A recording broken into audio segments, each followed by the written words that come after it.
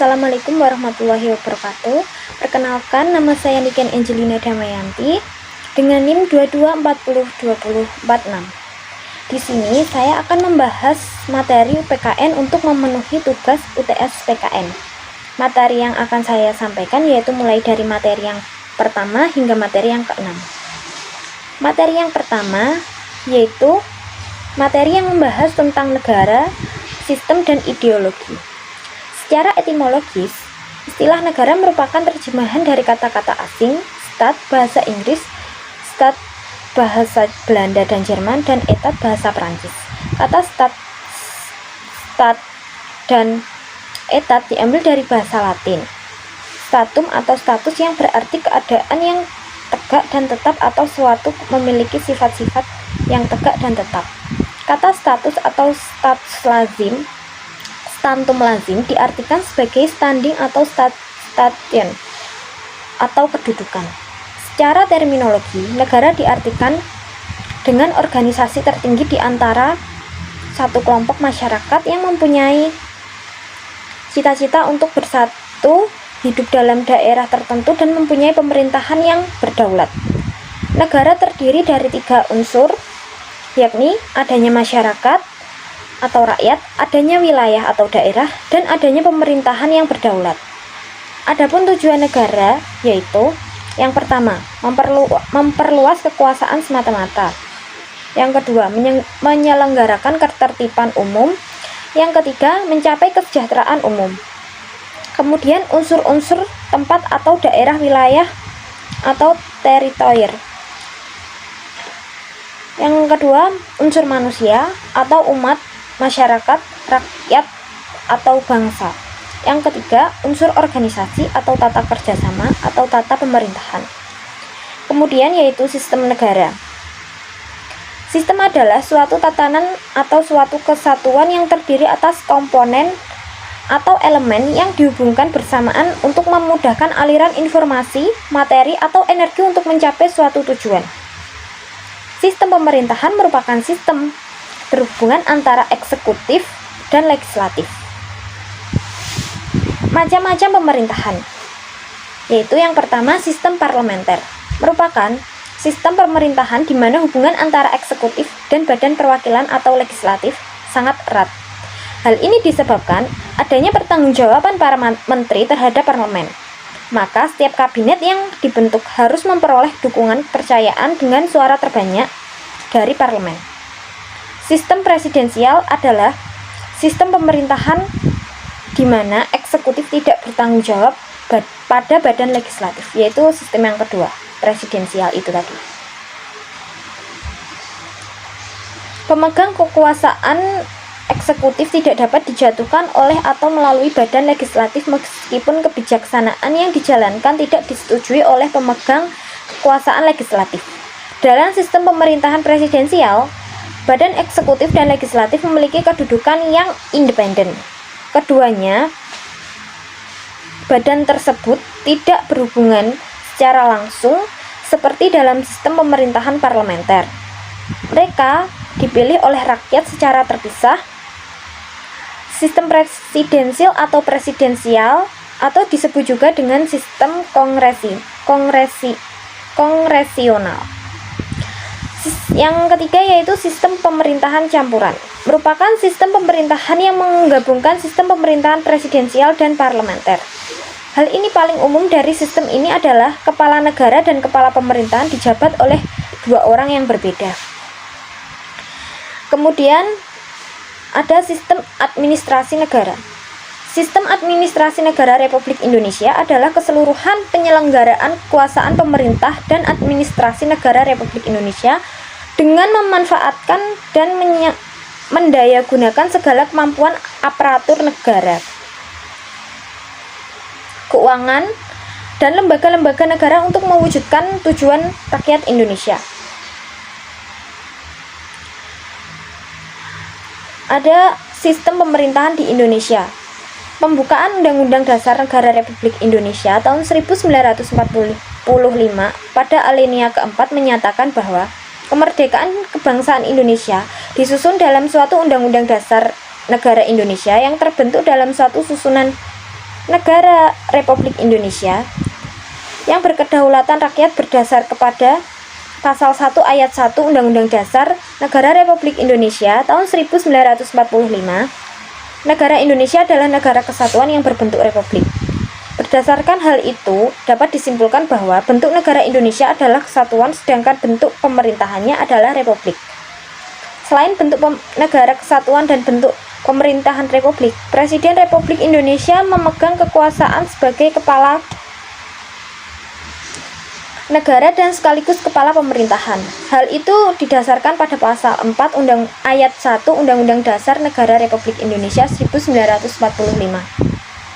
yang berbunyi, Presiden Republik Indonesia memegang kekuasaan pemerintahan menurut Undang-Undang Dasar. Dengan demikian, sistem pemerintahan di Indonesia menurut sistem pemerintahan presidensial. Yang terakhir yaitu ideologi negara. Kata ideologi berasal dari bahasa Yunani, dari idea dan logos. Idea mengandung arti mengetahui, pikiran, melihat dengan budi, dan kata logos mengandung arti gagasan, pengertian, dan ilmu. Dengan demikian, pengertian ideologi adalah kumpulan ide atau gagasan, pemahaman-pemahaman, pendapat-pendapat, atau pengalaman-pengalaman. Ideologi menjadi arah atau pedoman untuk mencapai tujuan yang hendak dicapai dan diyakini kebenarannya. Ideologi dibagi menjadi dua, yaitu ideologi tertutup dan ideologi terbuka.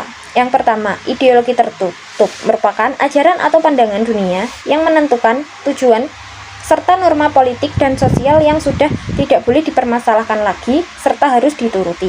Sedangkan ideologi terbuka adalah pandangan hidup yang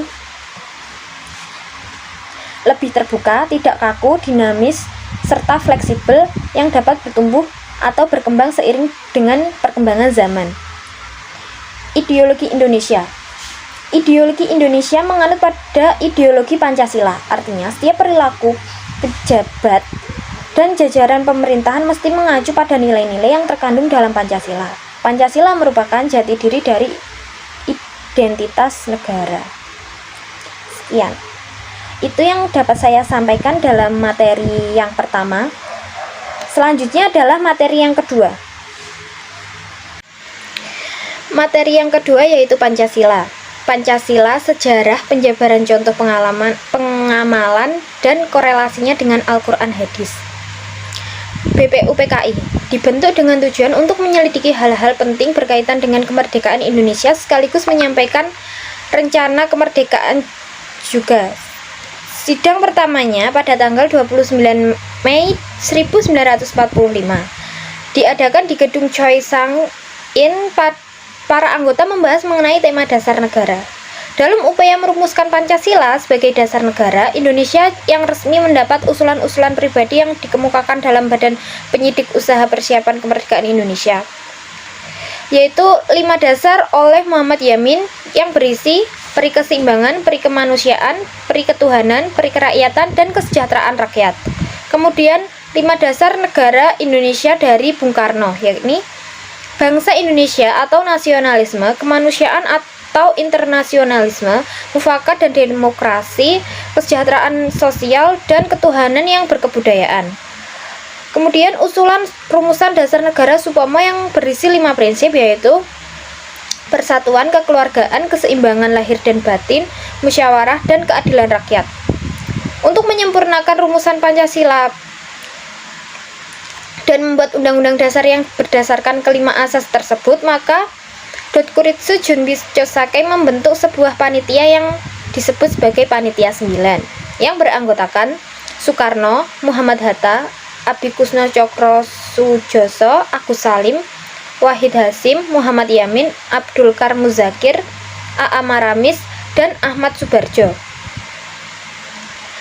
Setelah melalui beberapa proses persidangan, Pancasila akhirnya dapat disahkan pada sidang PPKI tanggal 18 Agustus 1945. Pancasila berasal dari 2 kata bahasa Sanskerta, panca yang berarti 5 dan sila yang berarti prinsip atau asas. Jadi Pancasila menjadi rumusan dan pedoman kehidupan berbangsa dan bernegara bagi seluruh rakyat Indonesia. Pancasila sebagai dasar negara berfungsi sebagai pandangan hidup dan juga dasar negara Republik Indonesia.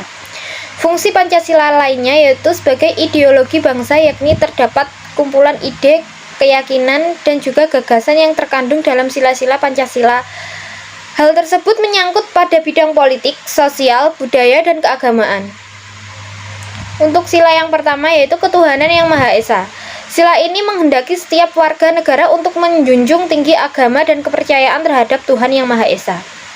Sila kemanusiaan yang adil dan beradab mengandung makna warga negara Indonesia mengakui adanya manusia yang bermartabat, memperlakukan sesama manusia secara adil. Yang kemudian yaitu sila ketiga, Persatuan Indonesia. Merujuk pada persatuan yang utuh dan tidak terpecah belah atau bersatunya bermacam-macam perbedaan suku, bangsa, dan lain-lain yang berada di wilayah Indonesia. Selanjutnya sila keempat yaitu kerakyatan yang dipimpin oleh hikmah kebijaksanaan dalam permusyawaratan perwakilan mempunyai makna bahwa kekuasaan ada di tangan rakyat dan dalam melaksanakan kekuasaannya rakyat menjalankan sistem perwakilannya dalam keputusan-keputusan yang diambil dilakukan dengan jalan sehat, jernih, logis, serta penuh tanggung jawab. Untuk selanjutnya sila kelima yaitu keadilan sosial bagi seluruh rakyat Indonesia mempunyai makna bahwa seluruh rakyat Indonesia mendapat perlakuan yang adil dalam bidang hukum, politik, ekonomi, kebudayaan, dan kebutuhan spiritual rohani sehingga tercipta masyarakat yang adil dan makmur. Itu saja yang saya sampaikan di materi yang kedua. Selanjutnya yaitu materi yang ketiga. Pada materi 3 ini, saya akan membahas pengertian Bhinneka Tunggal Ika. Yang pertama, yaitu pengertian Bhinneka Tunggal Ika. Secara etimologis, kata Bhinneka Tunggal Ika berasal dari bahasa Jawa kuno yang jika dibagi menjadi bhinneka artinya macam-macam atau ragam, tunggal artinya satu, dan ika adalah itu. Sedangkan makna Bhinneka Tunggal Ika berbeda tetapi tetap sama. Artinya dengan jiwa yang sangat semangat bangsa Indonesia, mereka mengakui realitas negara majmuk, yaitu suku, bahasa, agama, ras, golongan, dan lain-lain bersatu. Bhinneka Tunggal Ika adalah semboyan negara Indonesia dan ditulis dengan lambang Garuda Pancasila. Kemudian keanekaragaman dalam kerangka Bhinneka Tunggal Ika yaitu yang pertama suku. Berbeda karakteristik dapat digunakan untuk mengenali suku bangsa yaitu penampilan, bahasa, adat istiadat, dan seni adalah sama. Contoh ciri fisik antara lain warna kulit, rambut, wajah, dan bentuk tubuh. Yang kemudian yaitu agama. Agama adalah Islam, Katolik, Protestan, Hindu, Buddha, Konfusianisme. Yang selanjutnya bahasa. Berdasarkan pembagian pulau atau kepulauan, data bahasa daerah di Indonesia adalah sebagai berikut. Yaitu yang pertama Sumatera 26 bahasa, kemudian Jawa dan Bali 10 bahasa, kemudian Kalimantan 58 bahasa, yang keempat Sulawesi dengan 62 bahasa, yang kelima Nusa Tenggara Barat 11 bahasa, yang keenam Nusa Tenggara Timur 72 bahasa, yang ketujuh Maluku dengan 80 bahasa, dan yang terakhir yaitu Papua dengan 428 bahasa.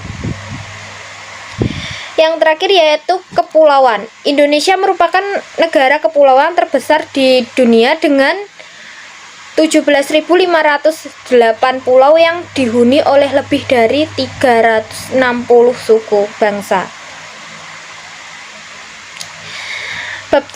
Subbab terakhir yaitu makna Bhinneka Tunggal Ika bagi bangsa dan negara.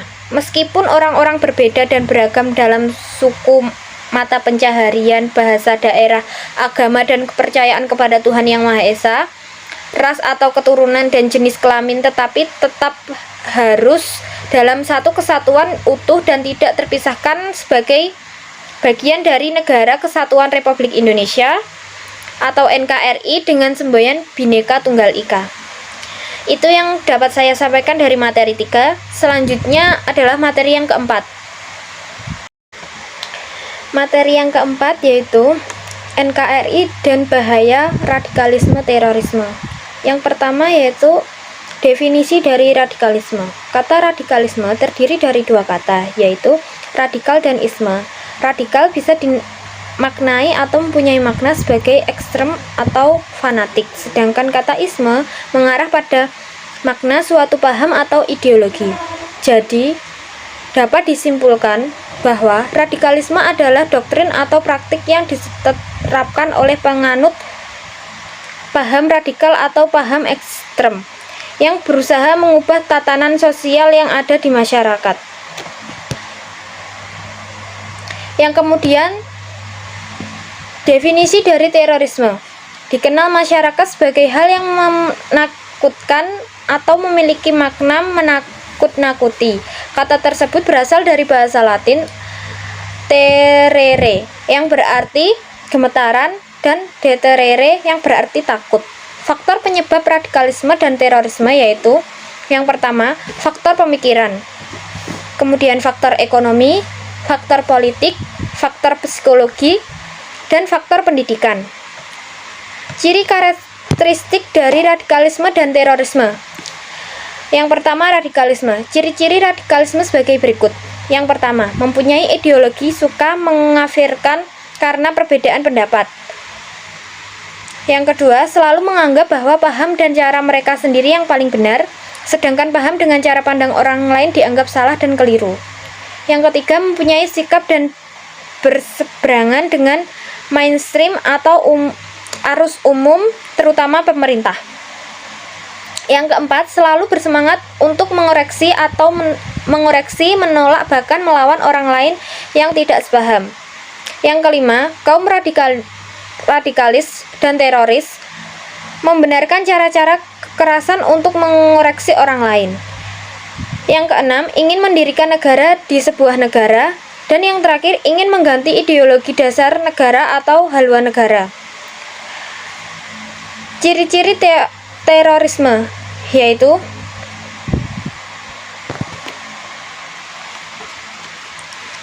terorisme mempunyai beberapa ciri yang mendasar, yaitu kegiatan yang dilakukan menggunakan cara kekerasan seperti pengeboman, penyanderaan, dan lain-lain untuk memaksakan kehendaknya. Cara tersebut sebagai sarana dan bukan tujuan. Kemudian yang selanjutnya yaitu contoh kasus radikalisme dan terorisme di Indonesia. Yang pertama, bom Bali, ISIS, pengeboman tempat ibadah, dan perampokan bank CIMB di Medan. Kemudian, dampak radikalisme dan terorisme. Yang pertama yaitu psikologis, adalah hal yang berkaitan dengan perilaku, mental, dan proses mental yang terjadi pada manusia. Yang kedua yaitu dampak ekonomi, berkaitan dengan dampak yang ditimbulkan dari aksi radikalisme dan terorisme ini, tentu juga mempengaruhi di semua sektor, khususnya sektor pariwisata, yang dimana sektor pariwisata tersebut merupakan salah satu penghasil terbesar di Indonesia. Kemudian yang ketiga, dampak ketahanan terhadap NKRI. Peristiwa-peristiwa radikalisme dan terorisme yang terjadi di Indonesia tentu sangat berpengaruh terhadap keberlangsungan terutama di negara.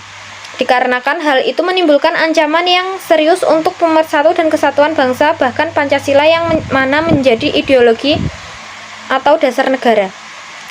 Yang selanjutnya yaitu upaya pencegahan radikalisme dan terorisme.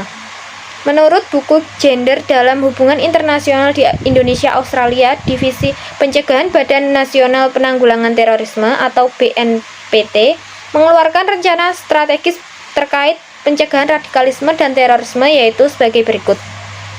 Yang pertama, perlindungan objek-objek vital dan tempat-tempat publik dari tindakan terorisme. Yang kedua, menurunkan penyebab ideologi dan propaganda radikal. Yang ketiga, mencegah masyarakat agar tidak terpengaruh dengan ideologi radikal dengan cara mensosialisasikan dan mengedukasi bahaya radikalisme dan terorisme. Yang keempat, melakukan pemutusan hubungan atau disangjemen antara pelaku teror, keluarga, dan jaringan dari terorisme. Yang kelima, membentuk Forum Koordinasi Pencegahan Terorisme atau FKPT di daerah-daerah sebagai kepanjangan tangan dari BNPT agar dapat menyentuh persoalan lokal. Yang terakhir yaitu memfasilitasi program deradikalisasi untuk mereka yang pernah terpapar radikalisme dan terorisme. Itu saja yang bisa saya sampaikan di materi yang keempat. Selanjutnya yaitu materi yang kelima. Konstitusi dan ancaman perundang-undangan di Indonesia. Istilah konstitusi negara berasal dari bahasa Prancis constituer yang berarti membentuk, yang pemakaiannya berkaitan dengan pembentukan suatu negara atau menyusun dan menyatakan suatu negara. Sedangkan istilah Undang-Undang Dasar merupakan terjemahan istilah bahasa Belandanya Grondwet. Perkataan wet diterjemahkan ke dalam bahasa Indonesia. Undang-undang dan grond berarti tanah atau dasar. Nilai penting konstitusi dalam suatu negara. Karl Lowenstein memberikan 3 tingkatan nilai dalam konstitusi, yaitu yang pertama nilai normatif, yang kedua nilai nominal, dan yang ketiga nilai semantik. Jimli Acidics merinci fungsi konstitusi sebagai berikut, yaitu yang pertama, fungsi penentu dan pembahasan kekuasaan organ negara. Yang kedua, fungsi pengatur hubungan dan kekuasaan antara organ negara. Yang ketiga, fungsi pengatur hubungan kekuasaan antar organ negara dengan warga negara. Yang keempat yaitu fungsi pemberi atau sumber legitimasi terhadap kekuasaan negara ataupun kegiatan penyelenggaraan kekuasaan negara. Yang kelima, fungsi penyalur atau pengalih wewenang dari sumber kekuasaan yang asli kepada organ negara. Yang keenam, fungsi simbolik sebagai pemersatu sebagai rujukan identitas dan keagungan kebangsaan serta sebagai center of ceremony. Yang terakhir yaitu yang ketujuh yaitu fungsi sebagai sarana pengendalian masyarakat, dan yang terakhir fungsi sebagai sarana perekayasaan dan pembaharuan masyarakat. Pada umumnya, suatu konstitusi berisi 3 hal pokok sebagai berikut. Yang pertama, adanya jaminan terhadap hak-hak asasi manusia dan warga negaranya. Yang kedua, ditetapkannya susunan ketatanegaraan suatu negara yang bersifat fundamental. Yang ketiga, adanya pembagian dan pembatasan tugas ketatanegaraan yang juga bersifat fundamental. Setiap undang-undang dasar memuat ketentuan-ketentuan mengenai hal-hal sebagai berikut. Yang pertama, yaitu organisasi negara. Yang kedua, hak-hak asasi manusia. Yang ketiga, prosedur mengubah undang-undang dasar. Yang keempat, adanya kalayak memuat larangan untuk mengubah sifat tertentu dari undang-undang dasar. Selanjutnya yaitu sejarah Undang-Undang Dasar 1945. Dalam perspektif historis, membicarakan Undang-Undang Dasar 1945 tidak terlepas dari proses perumusan dasar negara yang dalam hal ini diawali dengan dibentuknya Badan Penyidik Usaha Persiapan Kemerdekaan Indonesia atau BPUPKI pada tanggal 29 April 1945. Badan ini baru diresmikan sebulan kemudian di Jakarta pada tanggal 28 Mei 1945 oleh Saiko Sikikan dan Gun Seikan. Dalam sambutan peresmian, Saiko Saikukan menjelaskan bahwa kemerdekaan Indonesia adalah suatu kebutuhan nyata akan tujuan perang suci dan Dai Nippon. Ditegaskan lagi, usaha mendirikan negara merdeka bukan usaha yang mudah. Untuk itu perlu diadakan penelitian yang seksama terutama mengenai pembelaan negara. Badan Penyidik Usaha Persiapan Kemerdekaan Indonesia atau BPUPKI beranggotakan 62 orang yang terdiri dari para tokoh pejuang kemerdekaan Indonesia yang diketuai oleh Dr. Rajiman Widyodiningrat dan wakil-wakil ketua masing-masing oleh RP Suroso dan Yasio Isibangse. Adapun tugas dan badan penyidik ini adalah untuk melakukan penyidikan ke arah terciptanya kemerdekaan. Oleh karenanya, badan penyidik ini berkewajiban untuk yang pertama menetapkan dasar-dasar Indonesia merdeka dan yang kedua menetapkan undang-undang dasar. Badan penyidik melaksanakan tugasnya dalam 2 masa persidangan, yaitu masa sidang pertama dilaksanakan dari tanggal 29 Mei sampai dengan 1 Juni 1945 dan masa persidangan kedua dilaksanakan pada tanggal 10 Juli sampai dengan 16 Juli 1945. Pada sidang yang pertama, Ketua BPUPKI meminta agar para anggota agar menyampaikan pandangan-pandangannya tentang dasar-dasar negara setelah Indonesia itu didirikan. Perspektif individualistik yang diajukan oleh Hobbes, Locke, dan Rousseau. Menurut Supomo, dalam perspektif ini negara merupakan masyarakat hukum yang didasarkan kontrak. Kedua, perspektif kelas yang diajukan oleh Karl Marx dan Lenin yang memandang negara sebagai alat golongan lain ketiga.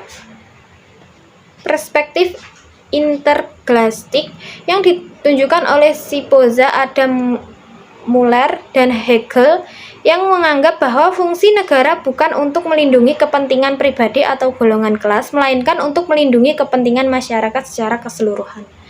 Itu yang saya sampaikan dalam materi yang keempat. Selanjutnya yaitu yang saya sampaikan di materi yang kelima. Selanjutnya yaitu materi yang keenam. Tentang identitas nasional. Pengertian identitas nasional. Identitas nasional atau national identity berasal dari kata identitas dan nasional. Identitas secara harfiah berarti ciri-ciri, tanda-tanda, atau jati diri yang melekat pada seorang atau sesuatu yang membedakan dengan yang lain, sedangkan kata nasional merupakan identitas yang melekat pada kelompok-kelompok yang lebih besar yang diikat oleh kesamaan-kesamaan baik fisik seperti budaya, agama, bahasa, maupun non-fisik seperti keinginan atau cita-cita dan tujuan. Kemudian unsur-unsur identitas nasional. Menurut Ubaidillah, secara umum terdapat beberapa unsur yang menjadi komponen identitas nasional, di antaranya yaitu pola perilaku, lambang-lambang, alat-alat perlengkapan, tujuan yang ingin dicapai. Yang pertama yaitu pola perilaku adalah gambaran pola perilaku yang terwujud dalam kehidupan sehari-hari, misalnya adat istiadat, budaya dan kebiasaan, ramah tamah, dan lain-lain. Lambang-lambang adalah sesuatu yang menggambarkan tujuan dan fungsi negara. Yang kemudian alat-alat perlengkapan adalah sejumlah perangkat atau alat-alat perlengkapan yang digunakan untuk mencapai tujuan yang berupa bangunan, peralatan, teknologi, dan lain-lain. Tujuan yang ingin dicapai yang bersumber dari tujuan yang bersifat dinamis dan tidak tetap, seperti budaya unggul, prestasi dalam bidang tertentu. Selanjutnya yaitu faktor-faktor pendukung kelahiran identitas nasional. Kelahiran identitas nasional suatu bangsa memiliki sifat, ciri khas, serta keunikan sendiri-sendiri yang sangat ditentukan oleh faktor-faktor yang mendukung kelahiran identitas nasional tersebut. Adapun faktor yang mendukung kelahiran identitas nasional bangsa Indonesia meliputi faktor objektif yang meliputi faktor geografis, ekologis, dan demografis, dan yang kedua faktor subjektif yaitu faktor historis, sosial, politik, dan kebudayaan yang dimiliki bangsa Indonesia. Kemudian faktor-faktor pembentuk identitas nasional. Proses pembentukan bangsa negara membutuhkan identitas-identitas untuk menyatukan masyarakat bangsa yang bersangkutan. Faktor-faktor yang diperkirakan menjadi identitas bersama atau bangsa menurut ramalan Subekti meliputi primordial, Faktor-faktor primordial ini meliputi kekerabatan atau darah dan keluarga, kesamaan suku bangsa, daerah asal, bahasa, dan adat istiadat. Yang B yaitu sakral. Faktor sakral dapat berupa kesamaan agama yang dipeluk masyarakat atau ideologi doktriner yang diakui oleh masyarakat yang bersangkutan. Selanjutnya yaitu tokoh. Kepemimpinan dari para tokoh yang disegani dan dihormati oleh masyarakat dapat pula menjadi faktor yang menyatukan bangsa dan negara. Kemudian kesediaan bersatu dalam perbedaan. Prinsip kesediaan warga bangsa Indonesia bersatu dalam perbedaan. Yang disebut bersatu dalam perbedaan adalah kesediaan warga bangsa untuk setia pada lembaga yang disebut negara dan pemerintahannya tanpa menghilangkan keterkaitannya pada suku, bangsa, adat, ras, dan agamanya. Yang terakhir yaitu sejarah. Persepsi yang sama di antara warga masyarakat tentang sejarah mereka dapat menyatukan diri dalam satu bangsa. Di antaranya perkembangan ekonomi. Contohnya, apa itu perkembangan ekonomi akan melahirkan spesialis pekerjaan profesi sesuai dengan aneka kebutuhan masyarakat. Kelembagaan atau lembaga-lembaga pemerintah dan politik. Yang terakhir yaitu identitas nasional Indonesia sebagai karakteristik bangsa. Identitas nasional merupakan suatu yang ditransmisikan dari masa lalu dan dirasakan sebagai pemikiran bersama sehingga tampak kelihatan di dalam keseharian tingkah laku seseorang dalam komunitasnya. Identitas nasional merujuk pada identitas-identitas yang bersifat nasional. Beberapa bentuk identitas nasional Indonesia yaitu yang pertama, bahasa Indonesia sebagai bahasa nasional atau bahasa pemersatu bangsa Indonesia. Kemudian, sang merah putih sebagai bendera negara, Indonesia Raya sebagai lagu kebangsaan Indonesia, burung Garuda yang merupakan burung khas Indonesia dijadikan sebagai lambang negara Indonesia. Kemudian Pancasila sebagai dasar falsafat negara yang berisi 5 dasar. Selanjutnya UUD atau Undang-Undang Dasar 1945 sebagai konstitusi hukum dasar negara. Lainnya lagi yaitu